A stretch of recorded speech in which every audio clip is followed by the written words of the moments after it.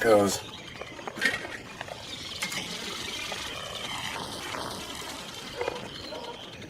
Ready? Ready?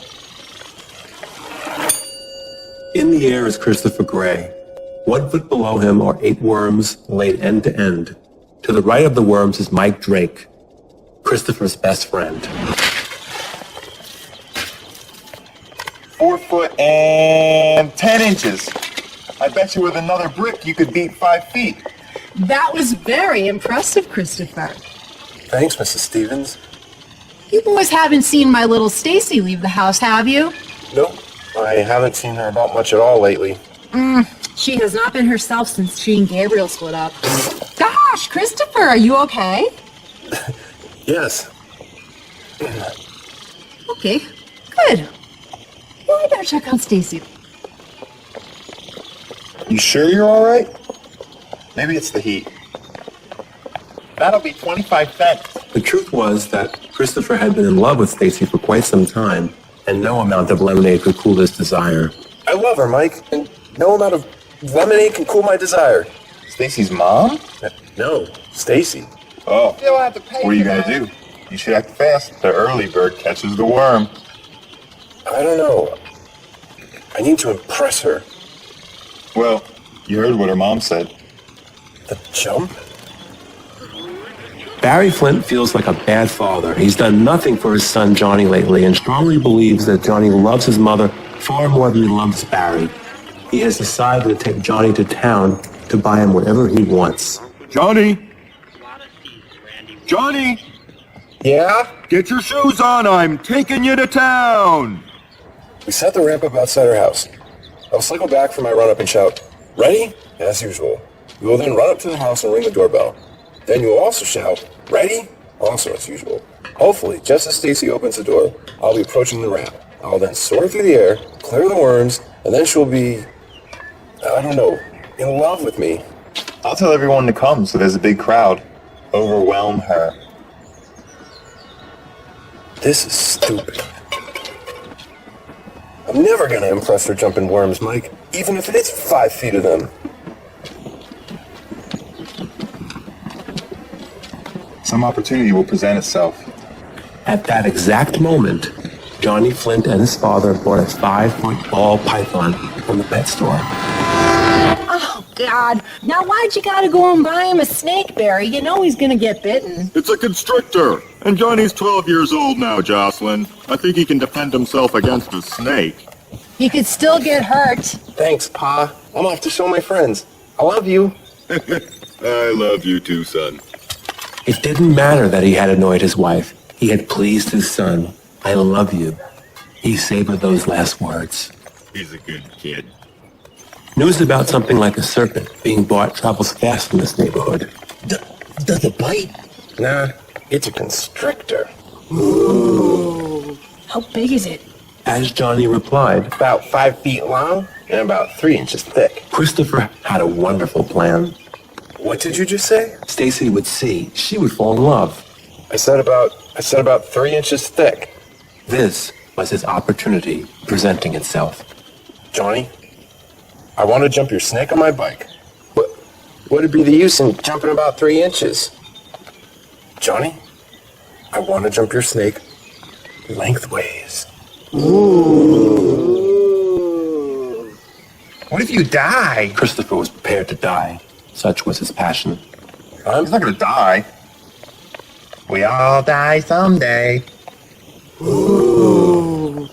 Looking out the window of his home, Barry could see dark clouds forming in the distance. Jocelyn! Jocelyn! What? Bring in the lawn chairs!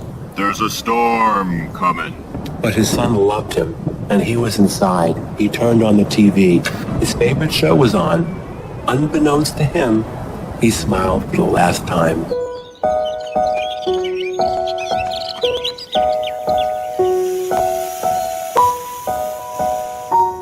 Careful with him. Okay, here goes.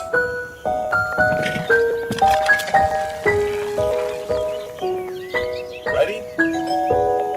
Ready?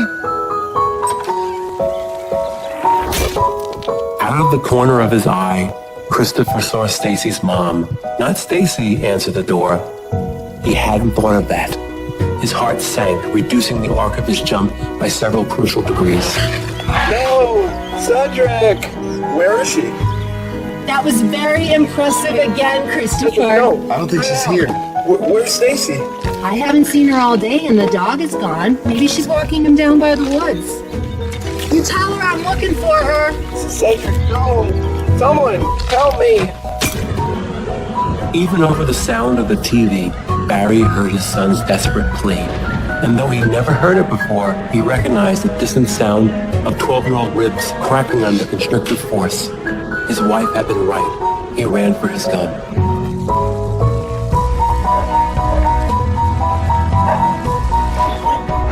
Stacy? Hey, how'd the snake jump go? Okay, you heard about it, huh? I didn't want to watch in case you landed on top of it or something.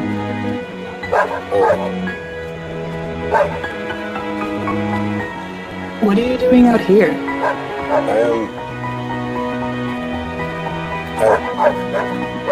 I wanted to tell you something. Oh, okay.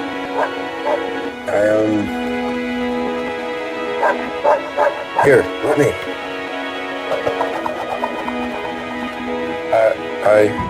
Suddenly, Christopher wished that Stacy was Stacy's mom. She'd been impressed. Right now, as Johnny was literally crushed by a 5-foot python, Christopher was coming to the crushing realization that if Stacy hadn't seen his jump, what he was about to say would amount to nothing. Right then, something amazing happened. Stacy's ex-boyfriend, Gabriel, like an angel, fell from the sky. Oh, my ass. Hey, Stace, look at this. A perfectly zigzag-shaped branch. You ever see anything like it? Oh no, I didn't bring an umbrella. We better go. What did you want to say, Christopher? Your mom's looking for you. Tell her she's with me.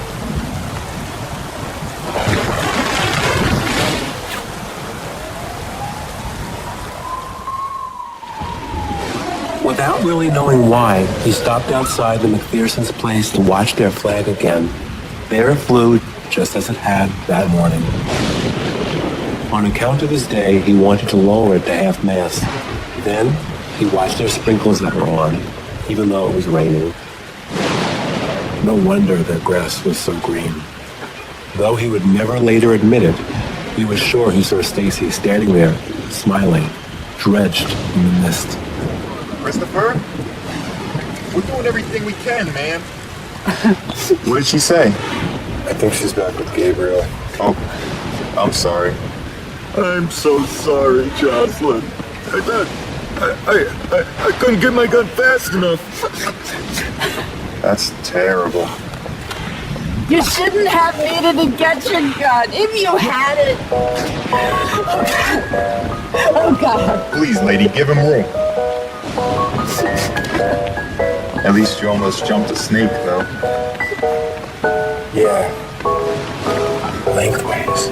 You still owe me 25 cents from earlier. He was just a boy.